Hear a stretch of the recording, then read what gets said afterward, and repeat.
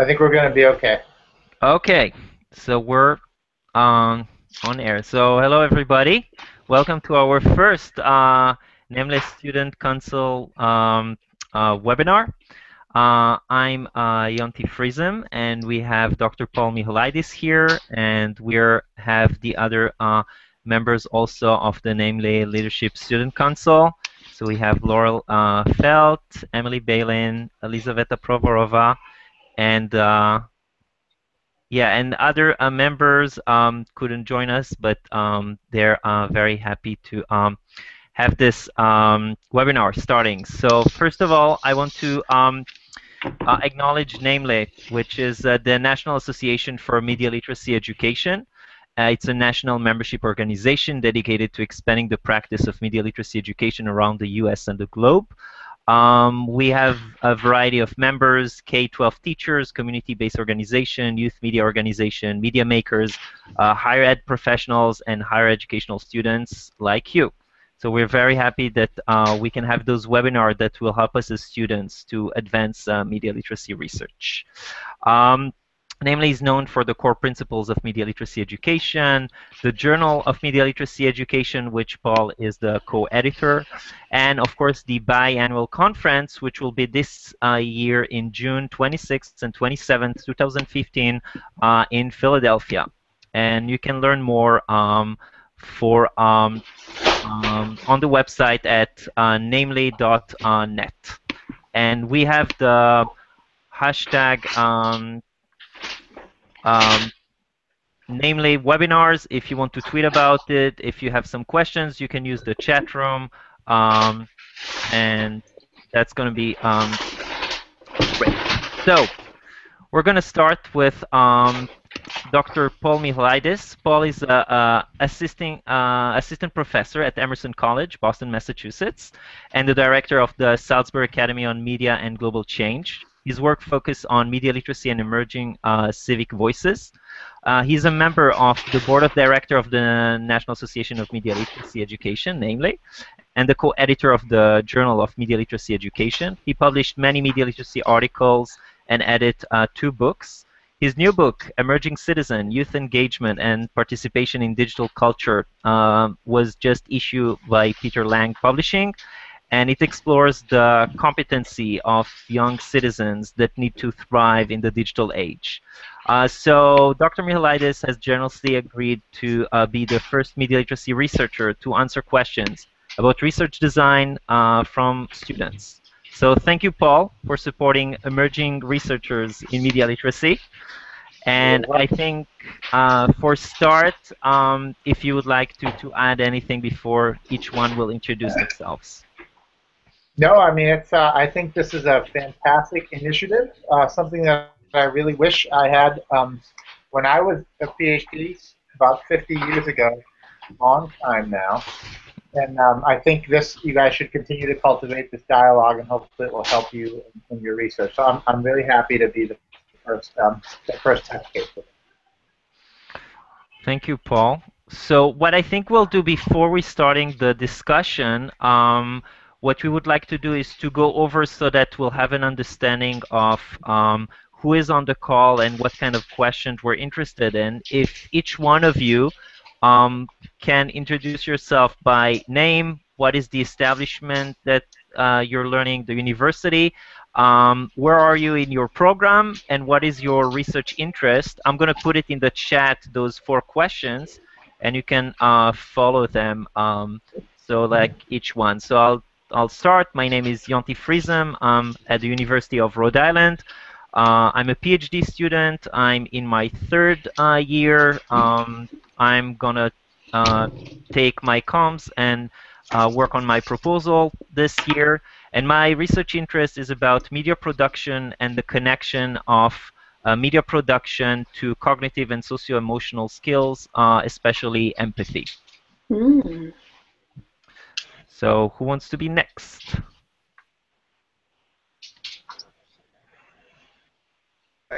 Yes, I can be next. So I'm Elizaveta. I'm a PhD student at Temple University. Now I'm working on my dissertation, collecting data and my interest is media literacy and gender. So should I ask my question already? I think that one of the questions that because I'm actively in the process of media literacy research right now, so the question that I encountered is how do I draw the line, or how do I find the balance between the research in education and research in communication?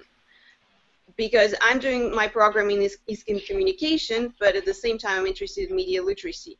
So I'm wondering whether other people have encountered this challenge and how they dealt with it.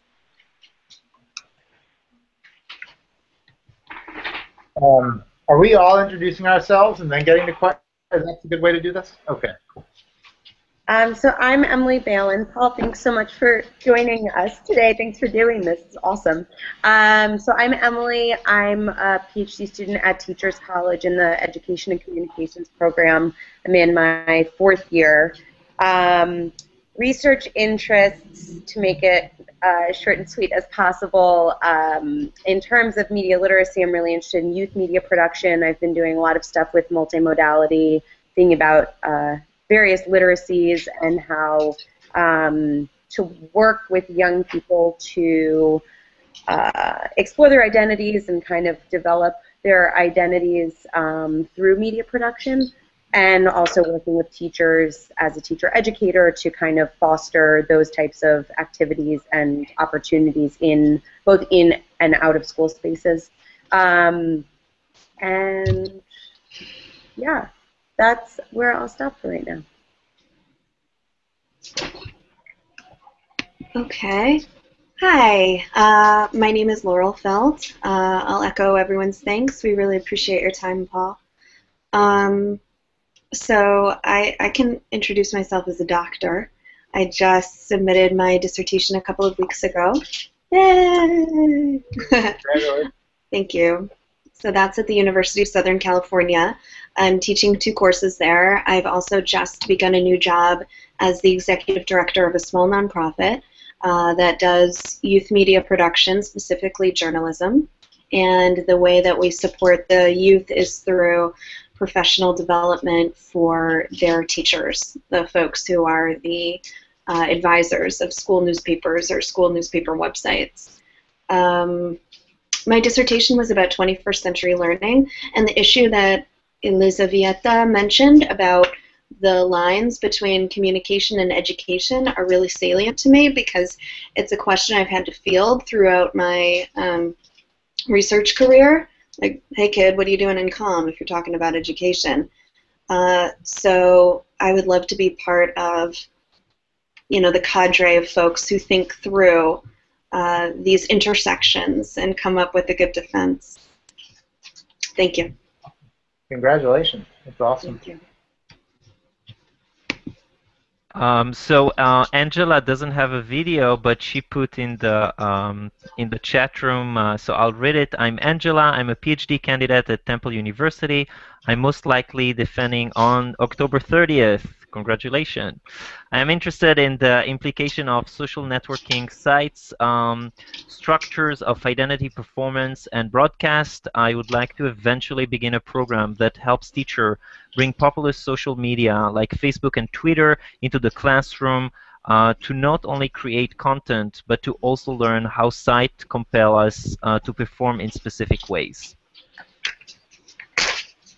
So, Paul, I don't know if you want to address some of the issues that were raised here, or you want us to go to question. No, I'm happy to. So this is awesome. This sounds like a really fantastic cohort, and you guys should always keep in touch, first of all. I'm happy to start with, you want me to start with the communication and education thing, what I think about? I'm not sure that I could answer that in a research way, or I could just talk about that in a general media literacy. Maybe I'll pay attention a little bit to both. And then hopefully this can be a dialogue, because I think that's a really funny question, and it touches a lot of the work that we all do, but it's something that I think I'll just start there, Jonathan, and then we can kind of come back to the questions, because I think that idea of communication and education is going to be something that you guys will navigate for your entire careers. And I actually think that's quite a healthy thing to have to navigate. And I know academics being very discipline focused or disciplinary tend to like us to put us in either why are you doing this, why are you doing that, and so a little context. So I got my doctoral degree at University of Maryland, and I was doing media studies, but working with the Journalism College, and also had a cognate area in education, which we had to pick. And so I would do in terms of coursework, I would do about a third of it in education, and the rest of it between communication and journalism. And kind of how I came across media literacy was really, or news literacy, those words were interchangeable when I was in my PhD. So I think, a lot of times with our research and our scholarship, we always have to be, theoretically, you kind of have to pick a certain bunch of literature to work through and in. And a lot of times that choice will end up defining you, but that should come out of what your research questions are, I think. So for me, if you're really interested in working with, if your end goal is to work with teachers or educational content or pedagogy or to be developing formal educational interventions, but I think you're going to have to pay a lot of attention to scholarship, research, and assessment work that has done that before. And traditionally, that's going to lead you to more education spaces. If you're really interested in youth competencies and youth media production, in activism and engagement that is absent of formal educational space, then I think you'll have more leeway to look at social science literature, communication literature, media studies literature. And so I think largely you have to let your direct passion, interest, and what you're asking as a researcher, that should really define the avenue that you want to play in. And then, so for myself personally, I've never been in the quote-unquote formal education spaces. I'm not going into K-12 schools other than to give talks or to tell them about my work. That happens all the time, but not in terms of assessing, how students in a K-12 setting. So I don't play in the formal education circles in terms of scholarship. I use their work a lot of times. But, and I think when you end up having to define your scholarship, the journals you decide to publish in, the conferences you decide to present in, they're going to largely be dictated on the choice of the frame and the research that you present. So I think, rhetorically, it's really nice to have those two spaces be where you can go between. But I think in a realistic matter, like in terms of getting peer-reviewed articles published, of building a field of research, that's a choice that you're going to have to make. But I wouldn't make it, my last word on this, I would not make it just because you feel like you need to be there. I would really let the passion of your research. So, Emily working in youth media production, that's great, but also how teachers engage with that. Or Jonathan, it seems like if you're looking at media production and cognition and empathy, you could do that as a communication-based research project, or you could do it in the context of learning and teachers. And whatever question you're looking to find out, I think will dictate. You'll need to use both, but unfortunately, when you put journals in, when you put articles in to get published and look at books and whatever else, the research is going to end up dictating where that goes. So, yeah. Anyway, so anyone want to talk about that? I'd love to have a dialogue instead of just be such a formal thing. Well, I'm just curious, Paul, where you would recommend publishing strategically. For folks who are trying to get a position in comm, they're going to have to publish in a comm journal. And I don't know that education journals would let us in anyways in terms of gatekeeping. But it feels like I'm not sure where to go. And I also wonder about impact factor. It doesn't feel easy to do interdisciplinary kind of stuff like this. That's exactly right. And I think it's a great question. And it's something that I think, I wish we had like 5 hours because we could talk about this forever. But in a sense, by teaching media literacy, you know, for those of you guys who have been, and you all have, you're all at great institutions and doing really cool work, and I've been able to see a lot of it. So I think, you know, the media literacy field, as you guys know, is kind of this diffuse interdisciplinary space. A lot of people don't start in media literacy, but they come at it from different spaces and then end up attaching their work to media literacy.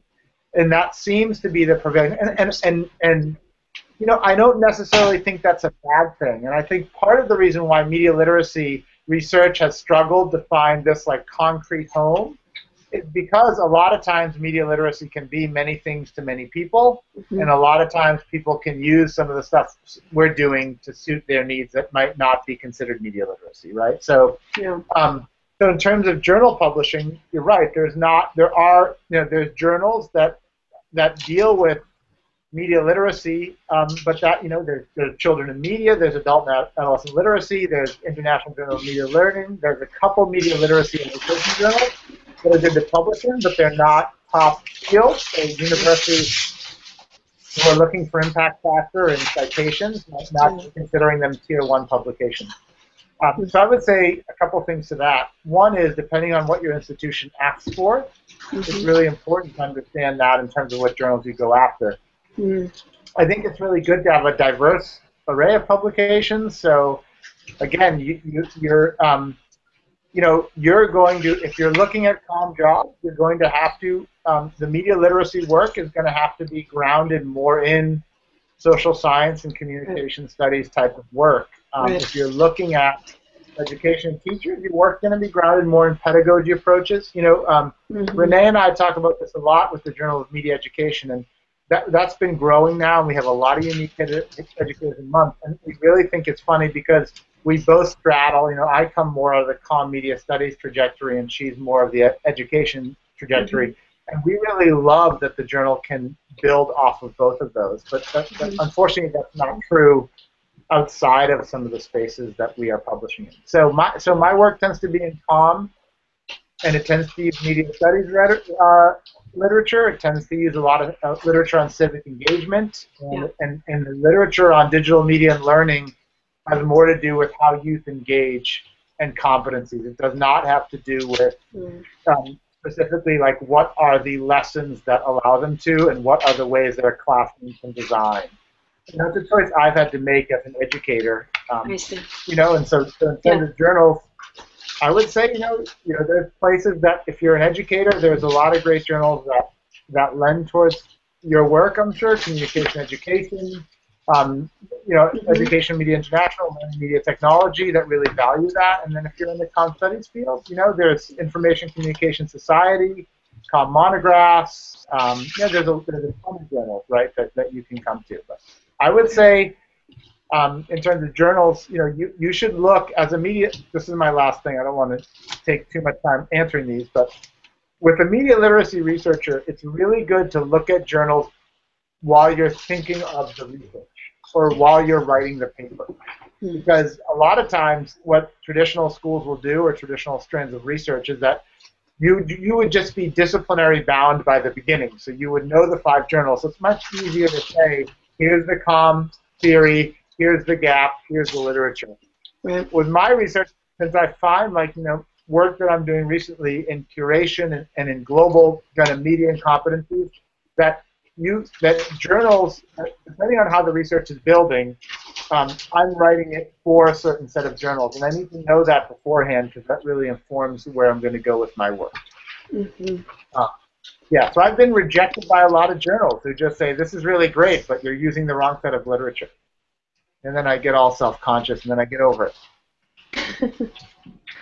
So I wanted to ask you, I read a blog that you wrote, I don't know if it's today, about the news literacy conference, Sure. and about the way of like measuring, and I would like to to get to a little bit about research methods and research design Okay. with media literacy, and talking. Okay, so we're interested in the intersection of media and what kind of competencies and how do you learn from it, but there's so many ways of measurement and so many ways of doing research. And if you can give a little bit about some examples from your research and kind of I don't know if others want to share about their kind of dilemmas. I know I have tons. I'm like every week I'm changing my research design because I'm saying no, more qualitative, no, more quantitative, no, I'm going to do experiment, no, I'm going to do a survey. So kind of like those dilemmas of a student working on a media literacy research and struggling with this design that I feel specifically that it's not really built that I can take one book or one research and say that's the way I want to do it, and I need to find out from, as you said, different sources what I want to do. Right, right. So yeah, I mean that's a good question. So are you guys? Can I ask you guys quickly? Are you guys? Do you look at yourselves as your research or dissertations, and would you call them qualitative or quantitative, or a lot of you guys mixing your methods? You guys mind just quickly going around and telling me a little bit, or you could even do it in so Angela's qualitative, Mix. Emily's qualitative. The question is whether our methods are qualitative or quantitative? Yeah, like that you're currently working with right now. Okay, so I can start. So my methods are qualitative. Okay. I'm working in 2 schools now, doing basically school ethnography, Right. observing how teachers are talking with students about media representations of gender. Yeah. So I'm observing students, I'm talking with students, I'm talking with teachers, I'm looking at the different stuff that students produce, so being overwhelmed with data, but it's qualitative. Okay. Okay. So we have qualitative, Emily's qualitative, Angela's qualitative, Laurel is the 70-30 mix, and the 70. What was the 30% quantitative?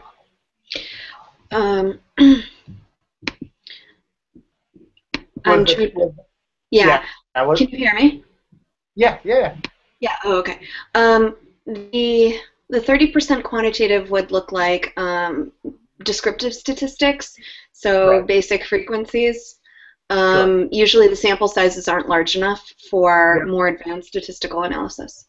Yeah. Okay. Awesome. Okay. So this is great. So we obviously have a strong preference in this group towards qualitative research, and that's fantastic. So I'll answer this in a couple ways. So in terms of methodology, I mean, Jonathan, I would go back to say this. When I was doing my PhD, and I finished my PhD in 2008, just for some perspective. That's crazy. I'm old. Goodness. So when I was doing my dissertation, I went, and I think that process is great. I really struggled for a long time to figure out, what's an appropriate method to answer like the questions that I'm interested in, which is, at that time I was really interested in how do students understand notions of citizenship and engagement through media, and what are the ways that translates. So, I would say this in the first way. I think, picking a methodology, every methodology has its own limits, but its advantages. Number one is things that the researcher is comfortable with really matters. Not just picking a method because you think it's the best way, but picking a method because you're really interested and you really want to engage methodologically with that type of inquiry. So if you are like Rita, who's doing ethnography, that's obviously going to give you a lot of really good experiential data, and it's going to give you a lot of good insight, and you're going to be able to find emerging themes and narratives. Otherwise, if you're doing descriptive statistics, help give a lot of context to what you're finding qualitatively. My dissertation was an experiment, so I labored through an experimental design with a control group, which was actually really valuable. But in more recently in my life, I've found that less valuable to me, but more valuable to the academic community. So I think, again, if you are looking to measure intervention or change, then you're going to have to, quantitative matters. When I did my dissertation, it was it was 300 people, control group, measures that did skills, and then I did focus groups in addition to that. So I think for me, most all of my studies have mixed method components, and whether the quantitative is descriptive, or I just finished a study doing on curation as a digital literacy competency, and we did an experimental design again and did some probit modeling, and we complemented that with big qualitative reflections. So I try to mix everything I do. Academic community, obviously, journals cater to both, and the reality is still that quantitative journals, that higher ranked journals are quantitative more than they are qualitative. That's not across the board true. That's just a fact of academic journal publishing. I don't think that should dictate research at all, because I think good research and sound research will get published in whatever context you want it to. Mm-hmm. Quantitative research offers more numerical evidence, so you can say, like, I think Jonathan or Elizaveta, or maybe you guys were with Renee's recent study on the high school in Michigan, that you can then claim that we did this and it came out here, and a lot of people like to see that. It's very clean and easy. I think personally that reduces complexities to things that raise more questions than answers. So my advice is, if you're doing quantitative, it's always good to have a qualitative complement to that. And most all studies should now strive for that. I think in media literacy, because it's interdisciplinary as a field, the methods should be interdisciplinary as well. So I hope that answered a little bit, Jonathan, of what you're trying to get at. I'm happy to talk more through those decisions if you guys have questions, or give you my insights. I have a question to maybe dovetail or build onto that. I've been thinking a lot, if that's okay with everyone. I've been thinking a lot about this notion of media as scholarship. And so doing stuff with multimodality and thinking about media literacy and pop culture and young people making things, but thinking about how we're bringing that into the research and how we're analyzing it. So not just looking at multimodal analyses, but also thinking about maybe pushing back on more traditional ways of doing research and presenting research. And so just thinking about, because I tend to be way more on the qualitative side, which I at some point know I need to sharpen some quant skills. But for right now, just thinking about, not only analyzing media, and so much of what we do is about this creative process and thinking about these multiple literacies, that it's not just text that is now able to convey, a message or what we're finding, but it's also maybe not the best mode, or the most effective mode or the most powerful mode. So, thinking about interactive parts of dissertations, or, there's someone at Emerson College who graduated last year with his PhD who wrote a graphic novel for his dissertation in like comic graphic novel form. So just more curious about your thoughts on that than anything else, but just thought I'd No, that's a great question. And so I would say that, so there's like, there's the traditional academic avenue, and there are rules for that that exist. So there's more traditional approaches to research. But I think, the idea of media scholarship is phenomenal. And there are some, like my institution, Emerson, which is a smaller urban school that really values that type of stuff. And one of the reasons that I love working here is because you can do really cool things, and it counts towards whatever body of scholarship you're building. Then there's the wider community. I mean, I would say, all type of critical production, all type of scholarship that could be considered more popular and a little bit more unique or dynamic in terms of methodological approach is, I mean, personally, it's more fun, it's cooler, it's neater, it has a great component to it. I think that what you need to think about is how that translates into your work as a scholar. So, and by that I mean, I'll give you an example. So I now have a position at the engagement lab at Emerson College, which is really, if you guys haven't heard of it, it's really cool. And we have a whole new, I think it's lab. I'll share it with you. I don't know. So, and Scalar is there too, and we're actually we have a new book project that's in Scalar right now, which is cool. Thank you. So I would say there we do a lot of applied research. There's a lot of making of games. So I'm on a grant right now where we're making a media literacy game to help young people understand science and claims in the media about science. And so a big portion of that scholarship is designing the game itself. And I think that's a lot of this applied active research scholarship. But I think with that component, there's always research questions that we attach to it.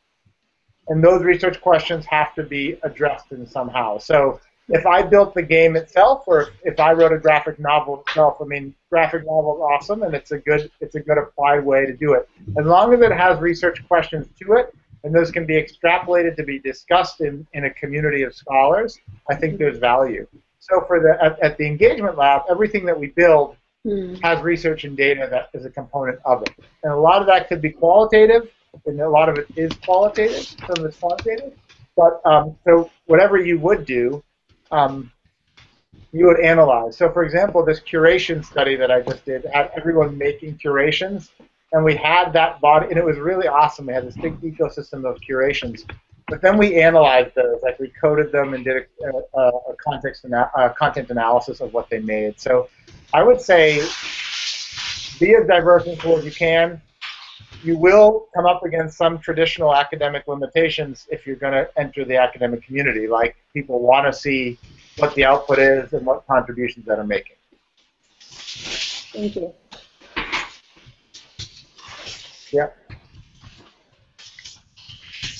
So I was wondering, going back to what you were saying before about, do you think there are limitations if we identify ourselves as a media literacy researcher or media literacy students? Because depending where, I feel a lot of pushbacks, even from committee members that are like, yeah, I understand what media literacy is, but you should consider, look here and look that. And so there's a lot of places that I could feel that by positioning myself with the media literacy scholarship, there is kind of limitation to it. That I don't know, what is your reaction to that? Yeah, no, I mean, that's a tough question. And that is a tough question. So I guess you should just write your job applications based on what people want. No, I'm joking. You don't have to do that. But I mean, I would say, in all seriousness, I mean, this goes back to the first question about where do we fit as a field and what circles do we play in. So, and I think part of that is I don't think that you have to necessarily abandon the work you do as a media literacy scholar, but I think you need to contextualize it in the bigger context of the academic fields that you're looking at. So when all of you guys introduced me to this, when you guys introduced yourself here, most of you guys didn't say, you talked about media literacy as kind of the thing that you do, but within that you have really interesting specialized spaces you're working in. And so I think how you couch yourself would say, that you are interested in this field of media literacy, but we all come at it from a very unique space, and that space tends to define where you're going to be headed. So I would not say to abandon it, but I would say, for myself, when I was on the job market or just defining my career, I was definitely, I'm really interested at the intersection of media engagement and participation in daily life, and that's led me to look at media literacy competencies in young people. That's also led me to look at, disposition. That's led me to look at education. So I don't necessarily think it's an either or, but I think it's again, it comes down to the field that you're interested in working in, and then how you position your work and define yourself in that space. Yeah.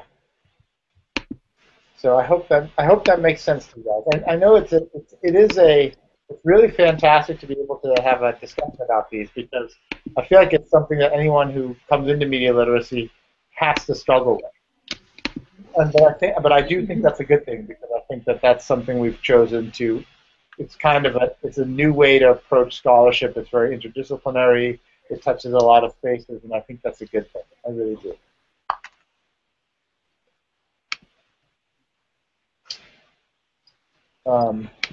Okay. Yeah. I'll ask a question.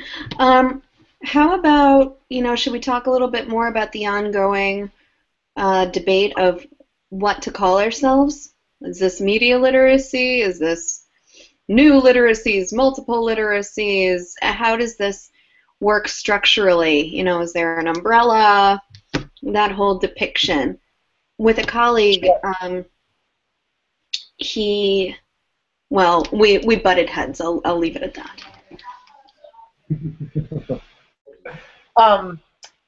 So yeah, and I'd love to hear. I'd love to hear actually. I'll talk a little bit, but I'd love to hear what you guys hear with your colleagues and your committees about how you need to understand your work. So I think this is a. I will say this. I think it can be useful to have sub-disciplines of literacies. I think the broader idea of being in a field that's literacy related ends up at a similar space, and that's really to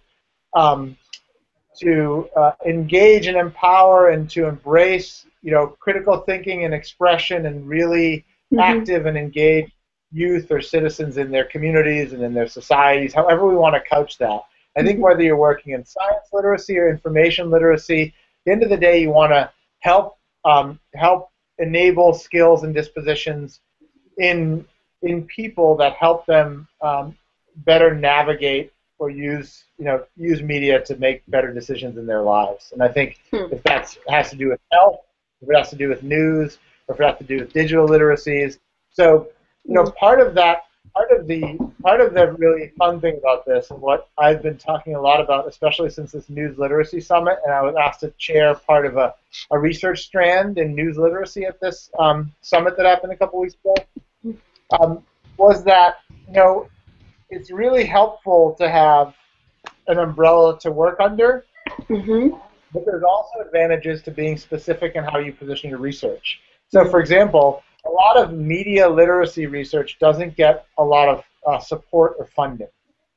And that's because media literacy, in and of itself, tries to be everything to everyone, and so suffers from almost being nothing to nobody, nothing to anybody.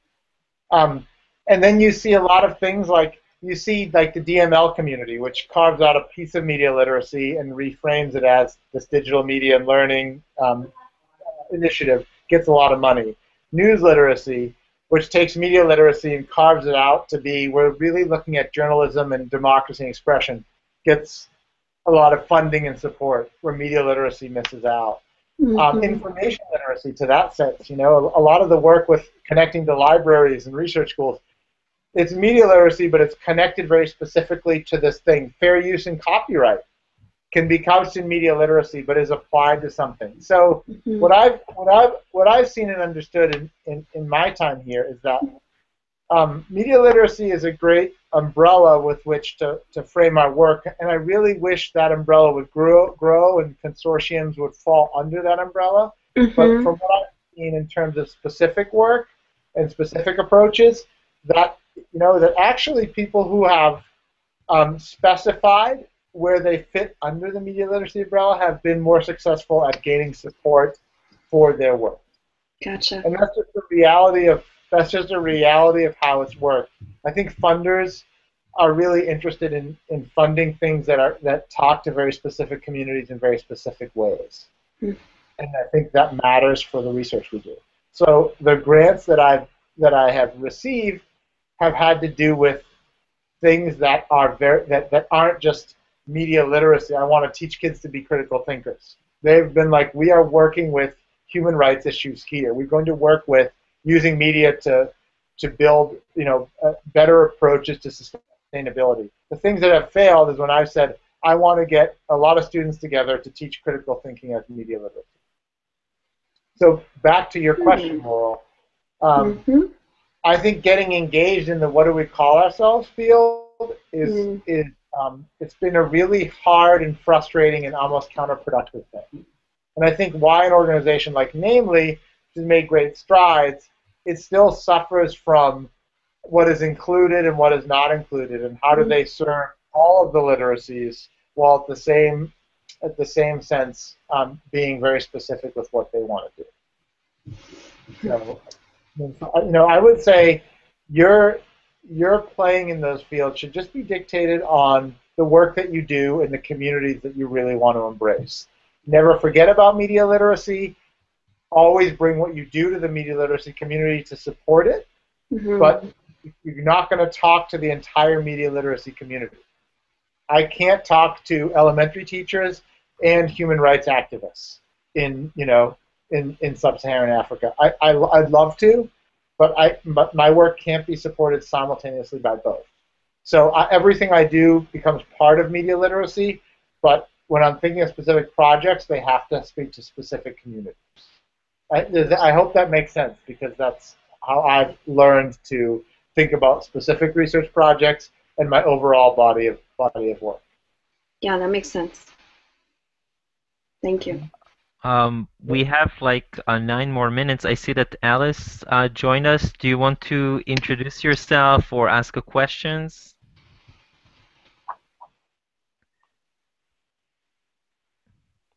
Your mic. Sorry, I've been having some technical issues. Can you hear me? Yeah. Okay, great. I'm so sorry. I've been watching the whole time, and it's great to hear what y'all are saying. My name is Alice Sullivan. I'm a third-year doc student in social studies education at UT Austin. Go Horns.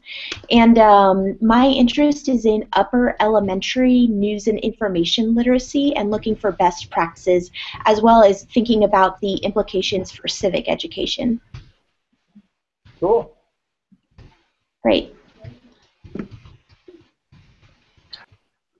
So I have one more question that I'm also struggling in my research design, and it's the analysis part, because okay, so I decided to do a mixed methods. I gathered the data. I have the quantitative data. I have the qualitative, and now I can choose so many options of analyzing it, which kind of will lead to some of the conclusion, and also which kind of community I'm going to talk to as well.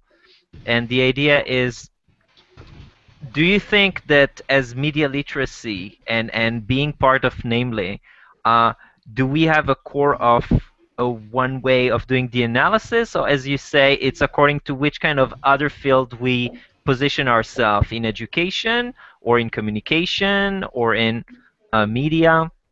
Yeah, so I mean, that's a great question. These are all great questions, as you guys can tell by my beginning responses.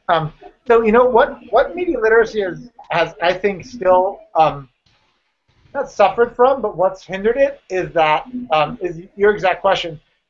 Because media literacy often has oscillated between serving teachers and thinking about assessment and learning models, and also trying to do the research, it has really struggled to build a cohesive and unified research community. And it's been much better at talking to teachers and about how best to structure and engage in lessons. And I think part of that is because media literacy is largely relied on qualitative methods, where you're in classrooms, you're working with the teachers, you're doing a lot of ethnography and observation and interviews, and those speak much more clearly to the teaching community. And so I think naturally that's led media literacy away from having a really strong, coherent research platform to share our research. So, for example, Namely doesn't really have a narrative around research. It doesn't have a large research strand in its conferences. It doesn't have a lot of researchers that go to its conferences. and a lot of times that's just an organizational choice by Namely. So my affiliation with Namely is really to work through the journal to try to build that community up, because there's a lot of great people working with the teachers, and you know, so I would say my advice to you guys would be to really work cohesively, and I would love to join you guys and support you guys in this, is to start bringing your research into media literacy circles, in the Namely circles, and to make that a priority, because I think a lot of times media literacy struggles because there's not a body of strong literature that people can go to, or a body of strong research and assessment that people can use that's all cohesive, so that researchers know where to go. And I think that's partly because when you go to Namely, researchers go and they see such a strong preference towards talking about teachers and talking about the practice of teaching and learning, that the researchers aren't getting the same engagement that they want to.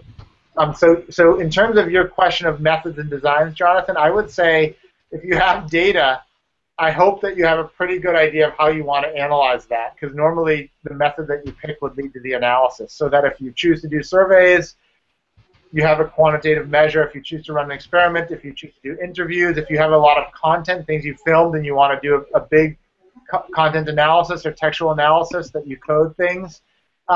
Depending on what you want to say, again, you have to have really great research questions. You have to get a lot of data, and then work from there to try to answer it using the data you have. But I would think that when you guys are doing your research, and those of you who haven't already finished, that you have strong questions that are built from literature, that your methods are dictated on the outcomes that you're looking to find. If you really want to do an intervention, that you have to be more quantitative. If you really want to explore a narrative and an emerging theme of new teaching and learning mechanisms, or the way that people engage in their communities, then qualitative work is better. Whatever you do, just justify it, ground it in a great body of literature.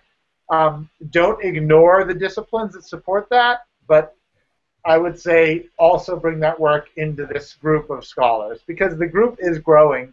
We have a lot more people doing media literacy, news literacy, information literacy, science literacy, and it'd be awesome if everywhere you go, we could start building up research space for everyone to share those ideas. It could be with Namely, or it could be a research symposium, it could be something, but that we need to work to continue to build that. You know, I go to the News Literacy Research Symposium, which was a couple weeks ago, and you know, there's a lot of people are still talking about what students need, and a lot of it's anecdotal. And I think there's just a lot of research that's not part of that narrative, and it's up to you guys and a lot of us who are doing that work to build that foundation. Last point on that, why it has struggled, goes back to the first question. You see what I did there? That's a teaching moment. I brought it all back to the beginning. It goes back to the first question, because a lot of the pressures that we have to make it in the scholarly communities, and the pressures of tenure and promotion and finding academic jobs, cater to us going to bigger organized spaces for conferences and research, and not coming to the media literacy. So you got to go to ICA or NCA if you're me, or AJMC, and then you have to go to AERA, which you mentioned, Alice, or ISTE or NCTE, which are conferences that I don't normally go to. But those are spaces where you often get your research can be acknowledged as media literacy related, but it's not situated there, right? And I think that's so. I would continue to go there, but I would really, like, media literacy is interdisciplinary. Your scholarship, your discipline, your disposition should be, and you should go there, but also continue to find emerging ways to connect what you're doing under this umbrella. Okay, so since we're like at 5 now, I want to thank you, Paul, really, for talking to us, engaging us into the discussion. And also thank you, Alison, Elizabeth, Emily, Laurel, for being here and engaging in the discussion. So I'm inviting everybody to contact us if you see this video and you want to ask questions at Media Literacy Ed on Twitter or on the website at namle.net, namely. And thank you very much. Yeah, and thank guys quickly. I mean, if you guys, thanks to you guys and anyone else who's listening or watching, but also if you guys need anything, to build a community, you need good support systems. So my last word of advice would be in terms of research and design, don't just be lost sitting and thinking in the corner of your room. Meet regularly, talk about research and methodological questions. If there's anything I can do to help you, email, call me. I'm really happy to talk about this. And the greatest thing that ever happened to me in media literacy was having an amazing group of colleagues and a cohort of people that I can always talk to. And that's so important, especially when you're in this media literacy space that goes a lot of different ways. So use each other, use me, keep the dialogue going.